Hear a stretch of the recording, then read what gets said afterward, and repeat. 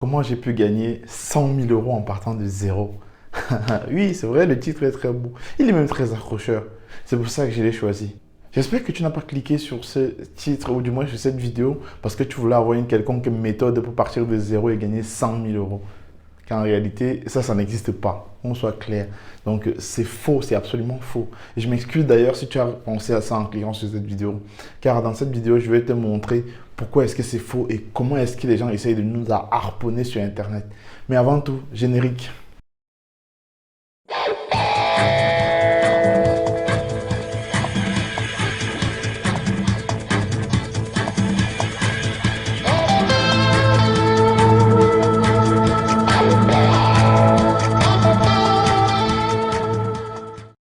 Tout le monde, j'espère que vous allez bien. Bienvenue sur Un Joueur Métier. Ici, on parle d'orientation, de professionnalisation, de parcours d'études et tout ce qui est lié à l'épanouissement de la jeunesse en général. Depuis quelques temps, je me suis rendu compte que quand on parle d'orientation et de réorientation, on ne saurait s'attarder quelques minutes sur tout ce qui est l'écosystème de l'entrepreneuriat. Car en plus d'étudier, il y a également l'entrepreneuriat qui est une voie pour la jeunesse. Tout le monde ne peut pas aller à l'école, tout le monde ne peut pas être excellent à l'école. Du coup, j'ai choisi en fait de temps en temps faire quelques vidéos, parler d'entrepreneuriat afin d'aider également ceux qui ne peuvent plus aller à l'école ou du moins ceux qui ne se sentent pas dans leur élément à l'école, au moins de leur donner quelques éléments d'entrepreneuriat. Donc ne soyez pas surpris si de temps en temps vous voyez par-ci par-là quelques vidéos comme ça qui vous orientent vers l'entrepreneuriat. Alors, ceci étant dit, surtout, pensez également à rester jusqu'à la fin de la vidéo, à vous abonner à la chaîne et à partager avec vos amis, à tous vos amis. Je tiens vraiment à ce que vous partagez avec tous vos amis parce que cette vidéo va être d'une utilité capitale. J'ai vraiment pris le temps d'observer un peu ce qui se faisait sur Internet assez souvent. Et donc, je me suis rendu compte que la plupart des gens se faisaient harponner sur Internet par des vendeurs de formation et par des charlatans, bien évidemment, en leur disant oui, vous allez partir de zéro, aller gagner des millions et des millions d'euros, en disant qu'eux aussi, ils étaient passés par là. Mais dans cette vidéo, je vais choisir, je vais prendre cas par cas et je vais vous montrer à quel point c'est faux et c'est très faux. Donc, restez jusqu'à la fin avec nous et partagez avec vos amis, abonnez-vous. Et surtout, mettez un pouce bleu si vous êtes d'accord pour ce type de contenu. Et je veux aussi dire un truc, c'est que je vais à peu près survoler les 4 figures dans lesquelles vous vous faites le plus harponner le plus facilement. Et si jamais vous êtes intéressé pour que j'aille vraiment en détail dans ces trucs-là, parce qu'il y en a plusieurs de ces modèles-là que j'ai essayé. Donc, si vous vous êtes intéressé pour que j'aille plus loin dans un ou un autre cas de figure, et ben, je viendrai comme ça préciser cela dans les prochaines vidéos. Depuis à peu près 4-5 ans maintenant, il y a le boom de la vente des formations sur Internet. Celui-ci vend des formations pour faire ci, celui-là vend des formations pour faire ça. Et du coup, on se retrouve avec une concurrence accrue, une concurrence vraiment rude dans le monde de la vente de formations. Alors, comment faire pour vendre la sienne? Ou du moins, comment ces formateurs vont faire pour se démarquer? Alors, on voit de plus en plus des vidéos sur YouTube qui disent comment partir de zéro pour atteindre des millions et des millions et des millions d'euros. Et du coup, ils vont expliquer une certaine méthode plus ou moins fonctionnelle, plus ou moins applicable. Et à la fin, ils vont vous dire, si vous voulez aller plus loin, si vous voulez faire ça, allez dans la barre de description, chercher ma formation dans laquelle j'explique en détail comment j'ai fait pour partir de zéro. En fait, toutes ces méthodes-là, je vous dis, pour avoir regardé des centaines et des centaines de vidéos, parce que je ne vais pas vous mentir, il y a de cela 2 ans, j'ai fait du dropshipping pendant 1 an. J'ai eu quelques résultats quand même, mais je n'étais pas du tout parti de zéro. Et si vous voulez savoir comment d'ailleurs j'avais fait pour faire mon dropshipping, combien ça m'a coûté, et avec qui je me suis formé, comment ça a marché, pensez-y et je peux vous expliquer totalement et gratuitement bien évidemment sur cette chaîne, vous dites comment j'ai fait. Mais bon, là c'était une parenthèse. Donc comme je disais, la plupart des gens vont vous vendre leur formation, mais pour vendre ces formations, ils vont d'abord se placer devant vous en disant « Oui, je suis parti de zéro pour atteindre 100 millions, 100 000 et je ne sais trop quoi ».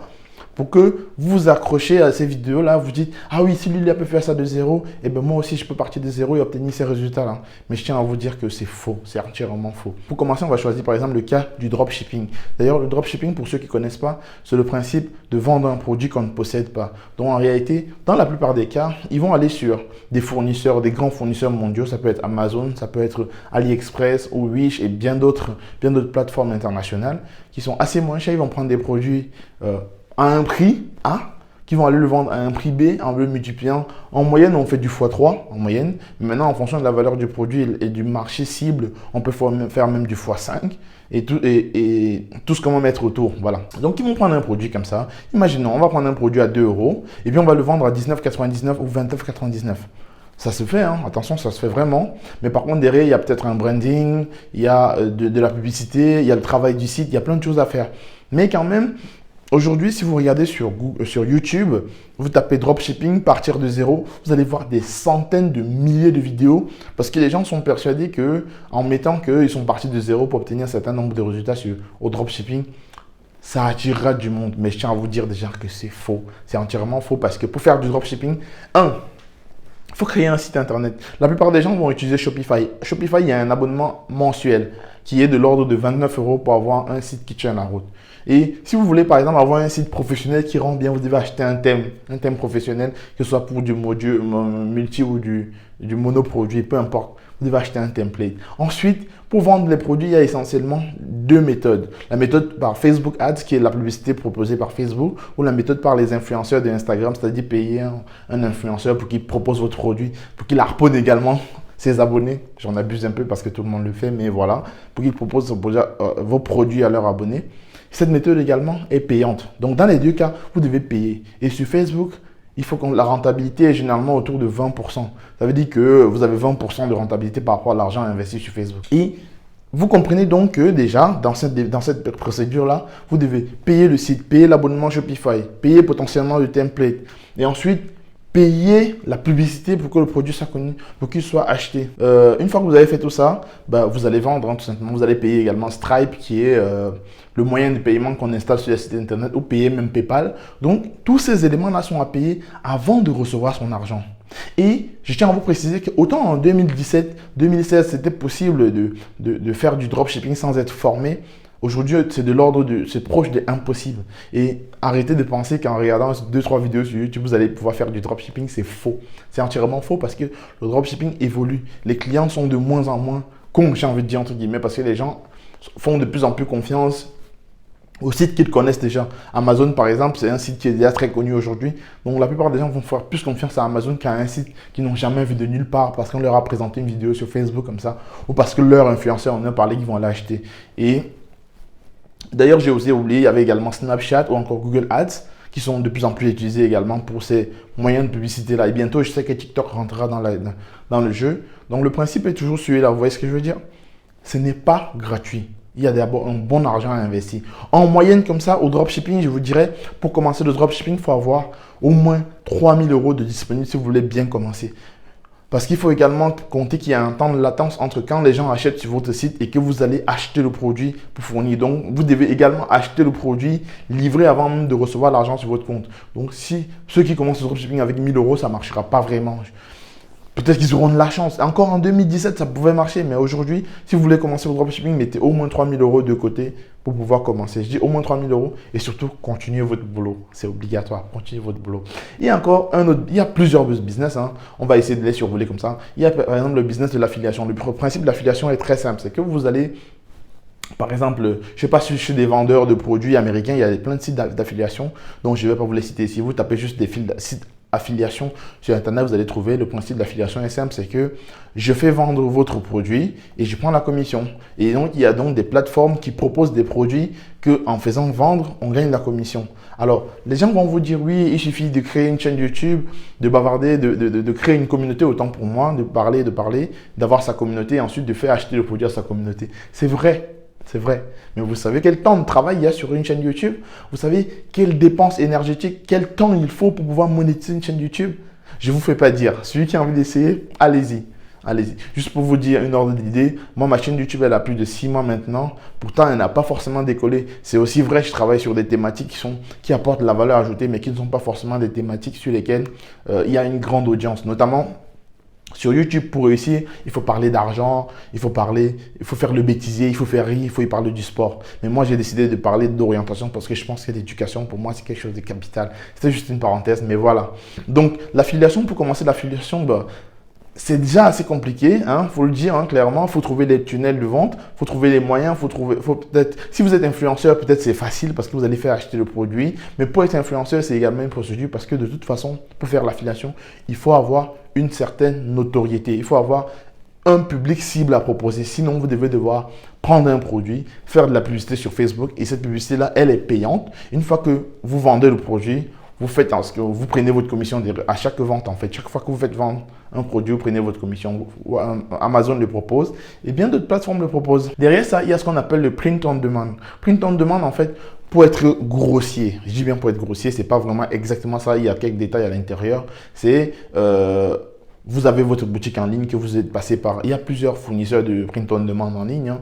Vous allez sur leur plateforme, en fait, vous créez votre tunnel de vente, votre page vitrine et vous prenez des designs que vous allez faire imprimer sur des t-shirts, des tasses, et plein d'autres éléments comme ça, des éléments décoratifs. Vous allez faire imprimer votre logo. Vous allez le vendre. Sauf que sur le principe, c'est assez voisin au dropshipping, c'est qu'il va falloir faire connaître votre boutique, faire connaître votre produit, faire connaître, créer un logo, créer la marque, acheter le domaine. Bref, il y a tout un écosystème derrière sur lequel il faut dépenser. Je ne dis pas qu'il faut des millions. Pour faire par exemple le print on demand, il faut un peu moins d'argent que pour faire du dropshipping et aussi un peu, et c'est plutôt proche de l'affiliation en termes de dépenses, je dirais comme ça, de tête. Hein. Si vous voulez que je fasse des recherches et que je vous apporte plus d'éléments là-dessus, alors n'hésitez pas à me le dire en commentaire, je ferai des recherches et je viendrai vraiment vous préciser à peu près avec quel montant vous pouvez commencer. J'ai fait un peu d'affiliation, j'ai fait beaucoup de dropshipping. Le print on demand un peu moins, mais je connais des gens qui le font, donc et je sais comment faire des recherches puisque j'ai été formé quand même. Donc si vous avez des questions à ce sujet-là, que vous voulez que je précise vraiment plus dans un domaine, n'hésitez pas à me le dire en commentaire et je ferai cette recherche. Je me ferai du plaisir de vous informer là-dessus parce que je sais que la plupart des formateurs n'en parlent pas parce que leur but c'est de vendre des formations, c'est pas de faire de vous des millionnaires, qu'on soit clair là-dessus. Ensuite, il y en a également qui viennent vous parler de l'immobilier. Ah, ça, j'en entends parler tout le temps. Ils disent, oui, il suffit d'aller voir le banquier pour qu'il vous fasse du 110%. Oui, 110% pour ceux qui ne savent pas, c'est en gros demander un crédit au banquier et faire financer et faire un différé de remboursement notamment. Et ceux qui vendent des formations en immobilier vont vous dire, oui, vous allez voir votre banquier, vous dites au banquier que vous voulez faire de l'investissement. Ou vous mentez même, ils vont encore plus loin et vous dire, vous pouvez mentir à votre banquier, vous lui dites, écoutez, monsieur, je vais acheter, c'est ma première résidence, faites-moi un différé le temps qu'on finisse les travaux pour que je puisse aménager directement. Et le banquier va vous dire oui, il va vous le financer. Et vous allez, à la fin des travaux, directement mettre quelqu'un à l'intérieur et la personne remboursera le prêt et le circuit sera reparti. Théoriquement, ça fonctionne. Mais dans la pratique, c'est un peu plus compliqué que ça. Je vais vous dire pourquoi. Parce qu'en fait, pour qu'un banquier accepte déjà à vous prêter, il faut que vous ayez déjà des revenus. Vous avez déjà des bons revenus. Ensuite, avec la crise Covid, je me suis un peu renseigné auprès de quelques banquiers parce qu'également, je tiens à vous préciser que je me suis également formé en immobilier parce que c'est quelque chose qui m'intéresse. Donc, si vous êtes intéressé, on en parlera peut-être dans une courte vidéo comme ça. Et donc, aujourd'hui, les banquiers, ils veulent absolument le 10% notaire. Ça, c'est minimum obligatoire aujourd'hui dans l'immobilier. Ça veut dire que si vous voulez acheter un bien à 110 000 euros, vous devez déposer 11 000 euros au sol minimum d'abord. Et les 11 000 euros, ce seront pour payer les frais de notaire et payer différents frais autour. Mais généralement, le notaire est autour de 10% en fonction des villes, bien évidemment, et de la valeur du bien. Mais je tiens à vous préciser que commencer l'immobilier à zéro, c'est proche de impossible. Et encore, déjà, même aujourd'hui, à condition que vous ayez un très bon travail, un très bon revenu, qui va faire la balance, vous ne pouvez pas commencer, vous ne pouvez pas faire, il est beaucoup plus difficile aujourd'hui de se lancer dans l'immobilier. Encore une fois, si vous voulez que je fasse davantage de recherches là-dessus et vous faire une prochaine vidéo exclusivement là-dessus, n'hésitez pas à me le dire en commentaire parce que je tiens vraiment à ce que les gens sachent comment ça marche à l'intérieur plutôt que de cliquer sur des vidéos de je pars de zéro, je dépasse les montagnes et je ne sais trop quoi parce que je trouve que c'est du harponnage bien pensé. Ensuite, il y a les deux derniers secteurs dont je ne vous ai pas encore parlé. Il y a notamment la bourse. Il y a tellement de vidéos sur Internet qui disent que oui, je suis parti de zéro, je suis arrivé à la bourse et je suis devenu millionnaire, machin, je ne sais pas quoi. C'est tellement faux que vous n'imaginez même pas à quel point. Vous savez, la bourse, c'est un peu comme l'océan. Celui qui connaît bien les recoins, où passent les requins et tout, machin, il peut arriver à esquiver et à faire de la bonne pêche comme il faut et tout, machin. Mais quand vous ne connaissez pas, c'est là que tout devient compliqué. Et je tiens à vous préciser que c'est très difficile de se former gratuitement à la bourse et d'aller s'en sortir. Ce que j'entends par bourse, c'est tout simplement acheter des actions, faire du trading en gros. Faire du trading comme tout le monde dit. Il y a plein de vidéos sur YouTube qui vous disent commencer de zéro. Non, c'est faux parce que déjà, si l'argent était aussi facile, tout le monde irait là-bas directement. Mais vous voyez bien que tout le monde n'y va pas. Parce que, comme disait un philosophe, quand un business est connu, il n'y a plus d'argent à se faire dessus. En réalité, c'est trop vrai. C'est que quand on entend parler, quand tout le monde entend parler, c'est parce qu'il n'y a plus réellement d'argent à se faire. Il ne restait plus que des miettes. Vous voyez? Et pour manger ces miettes-là, il faut être véritablement formé. Véritablement formé. Ça, je tiens à vous le préciser. Et les formations en trading, ça coûte de l'argent. Et les formateurs pour vous harponner, ils vont vous dire, oui, machin, j'ai commencé ci, j'ai commencé ça. C'est faux. Ils ont commencé forcément avec de l'argent. Ils avaient un point de départ solide. Parce qu'une fois que vous êtes formé, il va falloir acheter des actions. Et acheter des actions quand ils sont au plus bas, vendre quand ils sont au plus haut. Donc ça veut dire qu'il faut avoir du cash de disponible et ensuite suffisamment de cash parce que c'est pas, la bourse ne rapporte pas 20% à l'année. Hein. Ça, je vous le garantis d'avance. Il faut qu'on soit clair là-dessus. C'est que, un, elle ne rapporte pas autant et de deux, vous pouvez même perdre tout ce que vous avez mis si vous n'êtes pas bien formé. Donc c'est un travail à plein temps. Et comment vous faites pour quitter le travail que vous avez aujourd'hui pour aller dans un nouveau boulot à plein temps? C'est parce que vous avez une bonne masse financière de départ et de réserve pour vous tenir le temps que vous vous faites la main sur la bourse, sur le trading en tout cas. Donc attention à ces pièges-là. Et le dernier, le plus gros des mensonges qu'il y a sur Internet, c'est de dire qu'on peut commencer le Amazon FBA sans argent. Ça, c'est le bêtisier total. C'est vraiment le bêtisier total. Vous allez comprendre pourquoi. En fait, le principe de Amazon FBA, c'est simple. C'est que Amazon est une marketplace. Pour ceux qui connaissent marketplace, c'est un peu comme le Bon Coin. C'est-à-dire que vous venez vous installer. Alors, le Bon Coin, attention, parce qu'il y a également des gens qui nous regardent de l'Italie. Le Bon Coin, c'est un peu comme Subito.it. Voilà, pour ceux qui connaissent. Et donc, le principe est simple. C'est que vous venez, vous mettez vos produits, vous vendez. En principe, Amazon fonctionne également comme ça. Mais à la différence que Amazon, c'est lui qui se charge de la livraison, de l'emballage, de la publicité, de la logistique, bref, de tout l'écosystème qui a derrière. Tout ce que vous aurez à faire, c'est de trouver votre produit, le mettre sur Amazon et le vendre. Ça, c'est en théorie. Mais ce qui se passe, c'est que pour vendre sur Amazon, il va falloir avoir un produit. Il va falloir connaître le produit qui va se faire vendre, le produit à vendre. Il va falloir se différencier parce qu'il y a des millions et des millions de références. Ensuite, il va falloir trouver votre marque. Ce que j'entends par trouver votre marque, c'est trouver l'emballage, le carton, le logo à déposer là-dessus, c'est-à-dire faire le branding. Pour ceux qui font du e-commerce, ils savent très bien de quoi je parle. Le branding, c'est très, très, très important en e-commerce parce que si vous n'avez pas un truc de différenciation, si vous n'avez pas la pomme de Apple, si vous voyez ce que je veux dire, vous ne pouvez pas vendre. Parce qu'il y en a tellement. Et qu'est-ce qui va faire ce qu'on choisit votre produit à part un autre? La communication, parce que ce sera quelque chose qui leur serait familier, parce que vous savez, le cerveau n'aime pas chercher. Le cerveau aime bien en prendre à côté. Donc, si vous avez déjà fait beaucoup de publicité sur votre produit, c'est plus simple que quand un client arrive sur Amazon, il dit « Ah, tiens, ce produit, je le connais. » Parce que le cerveau lui dit « Tiens, ça, j'ai déjà vu. » Ça, c'est un indicateur. Ensuite, les entrepôts de Amazon, ça se paye. Et ça se paye très cher. D'autant plus que moins vous vendez, plus l'entrepôt coûte cher. Parce que l'espace que vous occupez, c'est l'espace qu'Amazon aurait pu vendre à un autre vendeur, en tout cas. Aurait pu proposer à un autre vendeur.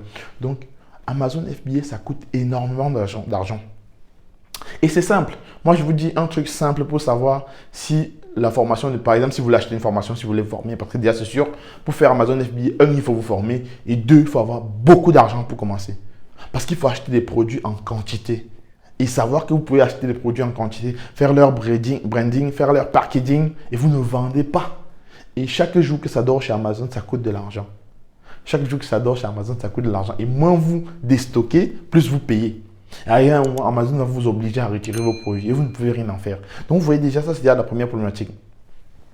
Et maintenant, regardez sur Internet. Tous ceux qui vous disent que faire du Amazon FBA partant de zéro, c'est tout simplement faux. Parce que Amazon FBA, contrairement à la plupart d'autres business, quand on le fait bien, on gagne tellement d'argent qu'on n'a plus le temps de s'occuper de YouTube. On n'a plus le temps de faire des vidéos YouTube toutes les semaines pour dire oui, j'ai fait ci, j'ai fait ça. Non.